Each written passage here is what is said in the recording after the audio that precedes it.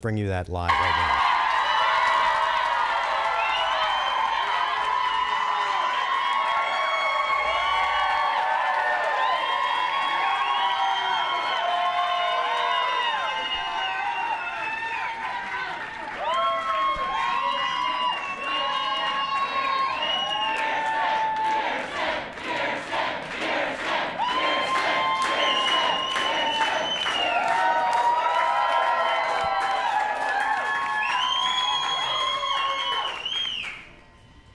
Good evening, everyone. Thank you so much for being here tonight.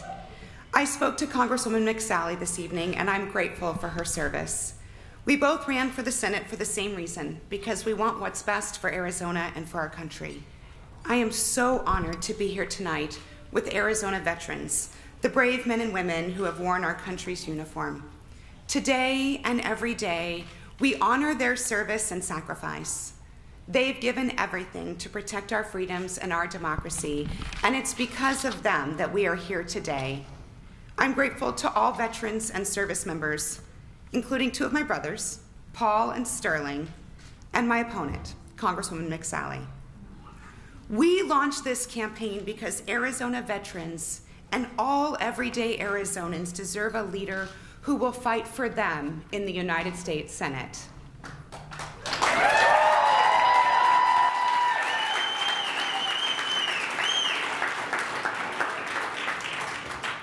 Together, over the last 13 months, we've accomplished something incredible. We've talked to and engaged more Arizonans than ever before. And we did this because voting is a fundamental part of our democracy. Our country is at its best when everyone is engaged and everyone's voice is heard.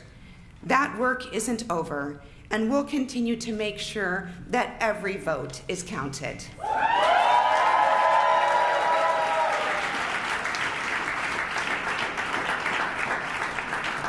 I am so honored that Arizonans chose our vision of a better Arizona.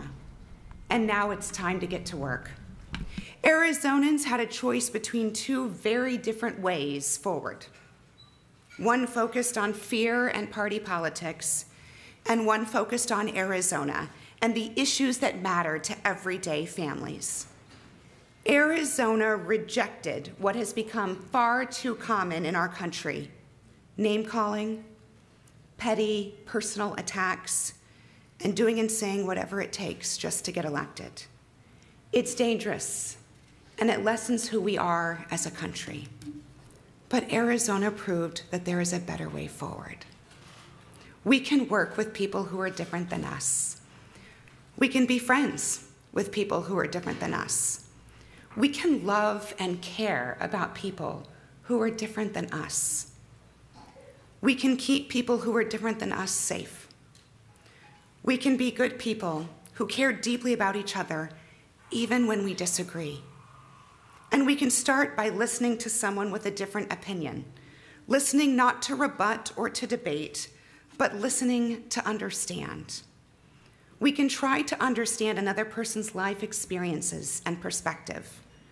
We can try to imagine what another person's life might be like, that perhaps her experiences have shaped her life, just like our experiences have shaped ours. We can articulate our own opinions and beliefs without believing or saying that someone else's are therefore wrong.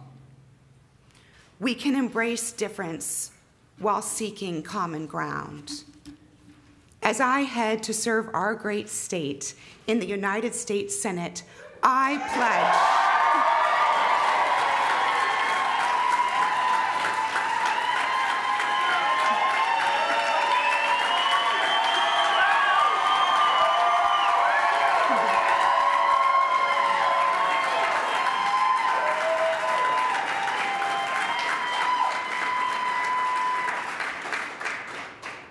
pledge to double down on this approach. During my 6 years in Congress, I've tried to be a cheerful warrior, willing to work with literally anyone to get things done. I've tried hard to help others see our common humanity and find our common ground.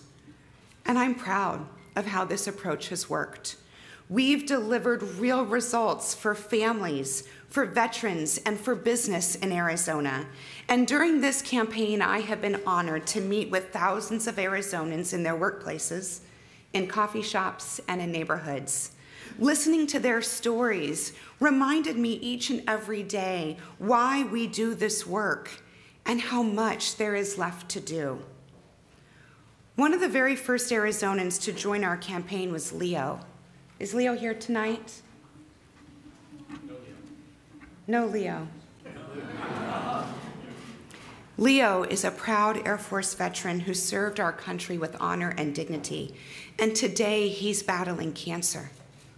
But in between his chemo treatments, he spent his time in these last months calling voters because he knows firsthand just how much is on the line.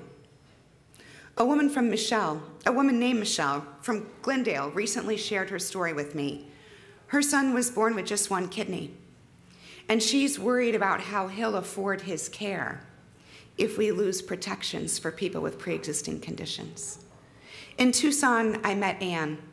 Her husband is a disabled veteran. He served in Vietnam and has lived with the effects of Agent Orange ever since. It's our responsibility as Americans to make sure that every veteran gets the care that he or she deserves. This campaign was about Leo and Michelle and Ann and all the other everyday Arizonans who are sick and tired of the dysfunction in Washington and who want leaders to put aside party labels and just focus on getting things done.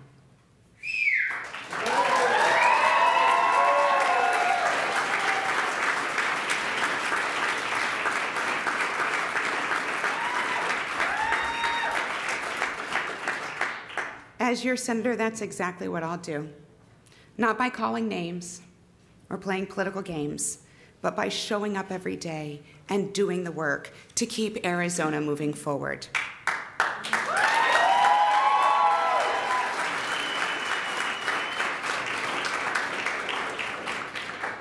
A few months ago, we lost a legend who exemplified that spirit and all that is best of Arizona. His example shines a light on our way forward. Senator John McCain stood for everything we stand for as Arizonans: fighting for what you believe in, standing up for what's right even if you stand alone, and serving a cause that is greater than oneself. Senator McCain is irreplaceable, but his example will guide our next steps forward. He taught us to always assume the best in others, to seek compromise instead of sowing division, and to always put country ahead of party.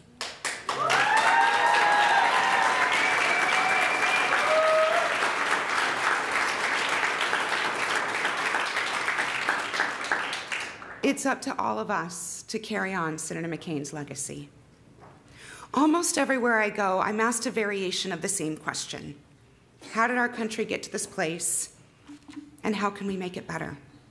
And sometimes that question is targeted towards Congress, how to get elected officials to break the gridlock and work together. Sometimes the question is about the television commercials, how to get the ugliness to stop.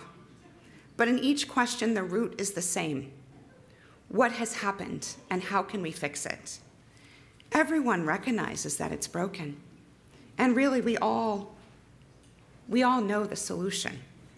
We, the citizens of this great country, we must fix it.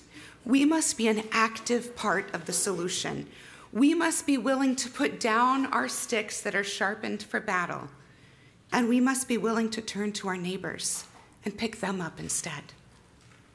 Our challenge today is to heal the rent in our country's fabric, to come together as a people and as a nation, to set aside our minor differences and unite around our love of country and its fundamental freedoms guaranteed by our great Constitution. Senator McCain said, "But we have always had so much more in common with each other than in disagreement. If only we remember that and give each other the benefit of the presumption that we all love our country, we will get through these challenging times. It won't be easy, and it won't happen overnight. But we can work together to meet the challenges our country faces. We can do this differently for our country, for our future, for Senator McCain, and for each other. I think we must. Thank you.